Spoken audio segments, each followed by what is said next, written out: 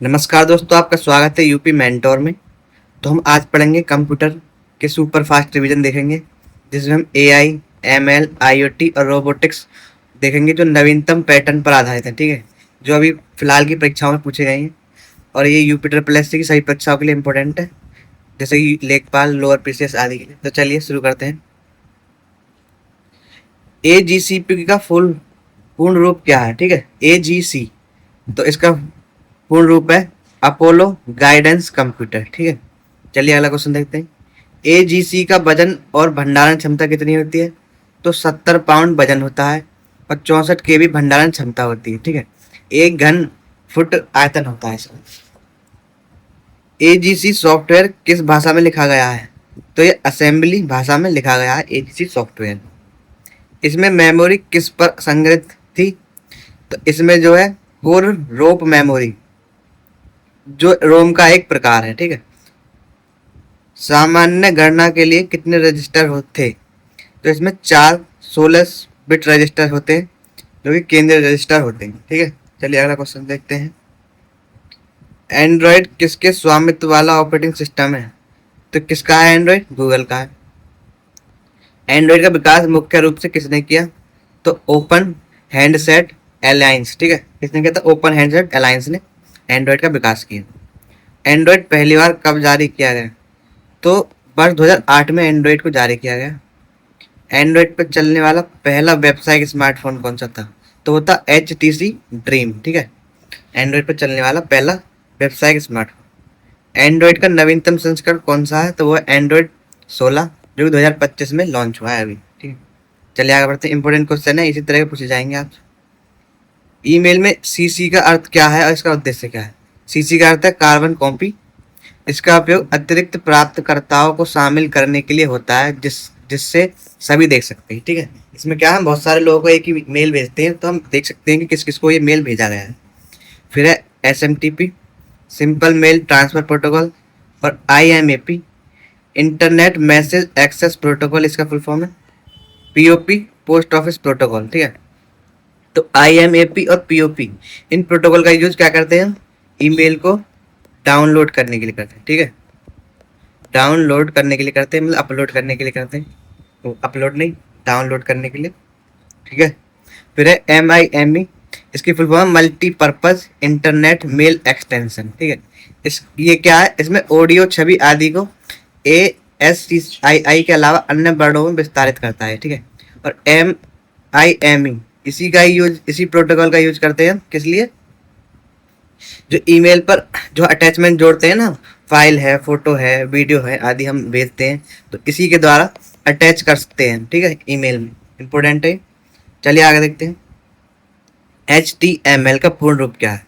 तो hyper text markup language इसका पूर्ण रूप है, इंपॉर्टेंट है।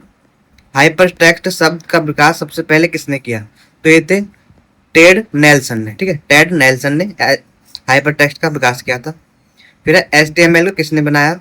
तो वह टिम बर्नर्स-ली, जिन्होंने www को बनाया था। ठीक है, इन्होंने HTML को ही बनाया। सभी HTML डॉक्यूमेंट किस किस डिक्लेरेशन के साथ शुरू होते हैं? ठीक है, तो होते हैं डॉक्यूमेंट टाइप डिक्लेरेशन के साथ। ये ब्राउजर को पेज सही से दिखाने का कार्य करता है। तो वीडियो पसंद आ रही है तो वीडियो को लाइक जरूर कर देना और चैनल को सब्सक्राइब कर देना। चलिए आगे देखते हैं। तो हम देखेंगे MS वर्ड से जुड़ी कुछ शॉर्टकट कीज। तो Ctrl+Y को दबाने से रीडू होता है, मतलब अंतिम कार्रवाई जो फिर से करना। ठीक है, जो हमने एक स्टेप पहले जो किया है उसको दोबारा से करने के लिए Ctrl+Y का यूज करते हैं, जिसे रीडू बोलते हैं, रीडू। फिर Ctrl+Z, इसे बोलते हैं अंडू, जो एक पिछली बार की गई थी स्टेप को उसे दोबारा दोहराने के लिए। फिर Ctrl+Shift+Z, इससे क्या रीडू का विकल्प आ जाता है। तो चलिए अब देखते हैं ब्राउजर बुकमार्क शॉर्टकट्स। तो Ctrl+D से क्या करते हैं? Bookmark this tab. ठीक है, किसी टैब को हम बुकमार्क कर सकते हैं Ctrl+D से ब्राउजर के अंदर। फिर Ctrl+Shift+D, बुकमार्क ऑल टैब्स। ठीक है, सारे टैब्स को हम बुकमार्क कर सकते हैं। फिर है Ctrl+B, ठीक है, Ctrl+Shift+B, इससे क्या है, हम हाइड बुकमार्क्स बार, तो जो बुकमार्क्स की बार होती है ना, उसको ही हम हाइड कर सकते हैं। फिर है Ctrl+Shift+O, इसमें हम बुकमार्क को बुकमार्क मैनेज करते हैं। फिर है control plus shift plus delete, तो इससे डिलीट ब्राउजिंग डाटा, जो ब्राउजिंग डाटा है उसको डिलीट कर सकते हैं। ठीक है, इंपॉर्टेंट है, ये भी इम्पोर्टेंट है और ये भी इम्पोर्टेंट है। ठीक है, चलिए आगे देखते हैं। और अब देखेंगे हम टुडे फंक्शन किसके लिए यूज होता है, तो सिस्टम की वर्तमान तिथि इंसर्ट करने के लिए। ठीक है, जो वर्तमान तिथि या डेट है उसके लिए टुडे फंक्शन का यूज करते हैं।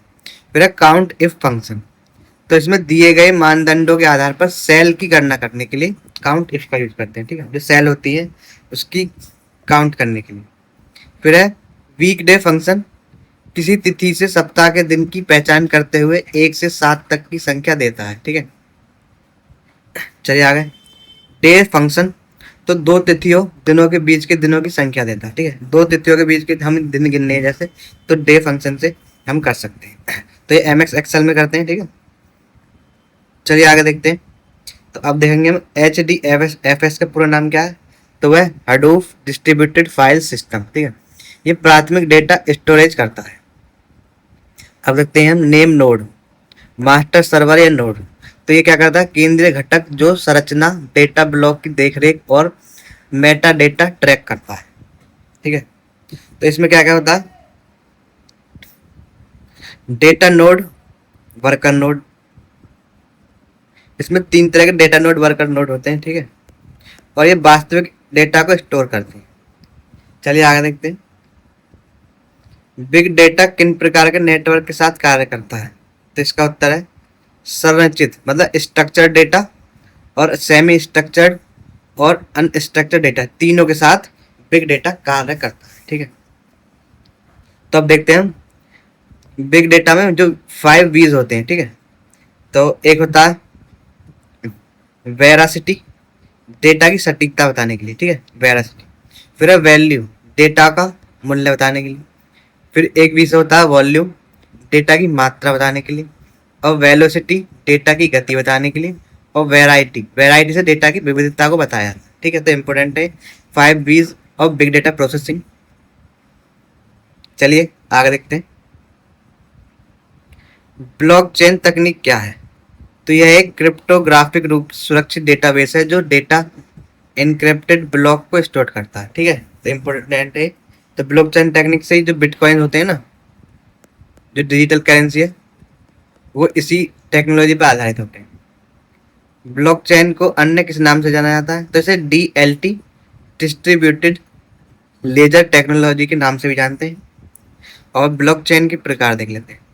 तो ये पब्लिक होता है, एक होता है निजी, प्राइवेट और कंसोर्टियम और हाइब्रिड। ठीक है, 4 प्रकार का होता है ब्लॉकचेन। तो अब हम देखेंगे IMPS, इमीडिएट पेमेंट सर्विस, किसने शुरू किया, तो ये NPCI national payment corporation of India द्वारा शुरू किया गया था। इंपोर्टेंट है। फिर NPCI की स्थापना कब और किस अधिनियम के तहत हुई, तो ये हुई थी 2008 में भुगतान और निपटान प्रणाली अधिनियम 2007 के माध्यम से। चलिए अब आगे देखते हैं। IMPS भुगतान के विकल्प, तो एक होता है MMID जो कि मोबाइल मनी आइडेंटिफायर होता है। इसमें मोबाइल नंबर के साथ यूज किया जा सकता है। ठीक है, मोबाइल के माध्यम से हम भुगतान करते हैं। फिर है ABRS, ये होता है आधार बेस्ड रिमिटेंस सर्विस। इसमें आधार संख्या का प्रयोग किया जाता है पैसे ट्रांसफर करने के लिए। ठीक है, चलिए आगे देखते हैं। तो अब हम देखेंगे आर्डुइनो क्या है। ठीक है, आर्डुइनो क्या है, तो ये इटली आधारित open source hardware software company है। ठीक है, किसकी है, इटली की हार्डवेयर और सॉफ्टवेयर कंपनी है आर्डुइनो, जिसकी स्थापना कब हुई 2005 में। इसके संस्थापक कौन है, तो वो है मासिमो बंजी। ठीक है, इंपॉर्टेंट है। आर्डुइनो क्या है, पूछा गया है। अगला क्वेश्चन देखते हैं। वेब पेजों पर हमलावरों को क्लाइंट साइड स्क्रिप्ट इंजेक्ट करने की अनुमति कौन सा अटैक देता है, तो होता है क्रॉस साइट स्क्रिप्टिंग XSS। यह एक सुरक्षा भेदता है। ठीक है, यह सुरक्षा भेदता है। ठीक है, इंपॉर्टेंट है। अगला क्वेश्चन देखते हैं। OWASP क्या है, तो open world wide application security project है। ठीक है, इसकी फुल फॉर्म इंपॉर्टेंट है, पूछी गई है। फिर अगला क्वेश्चन देखते हैं। FDDI का पूर्ण रूप क्या है? तो फाइबर डिस्ट्रीब्यूटेड डेटा इंटरफेस, ठीक है। इसकी फुल फॉर्म है फाइबर डिस्ट्रीब्यूटेड डेटा इंटरफेस, इसे CDDI, ठीक है। कॉपर DDI भी कहा जाता है, जो 100 Mbps टोकन रिंग को प्रदर्शित करता है। चलिए अगला क्वेश्चन देखते हैं। ब्रॉडबैंड और डायल अप में मुख्य अंतर। तो ब्रॉडबैंड अधिक तेज इंटरनेट स्पीड प्रदान करता है, ठीक है, इंपॉर्टेंट है। तो हमारे पूरे क्वेश्चंस हो चुके हैं यहाँ पे। और अगर वीडियो पसंद आ रही तो लाइक कर देना वीडियो को, और कमेंट में अपने सुझाव बताना, और सब्सक्राइब जरूर कर देना चैनल को। और अगर आपको इसकी PDF चाहिए तो इसे स्कैन करें हमारे QR कोड को, जो कि आपको सीधे टेलीग्राम चैनल पर ले जाएगा। तो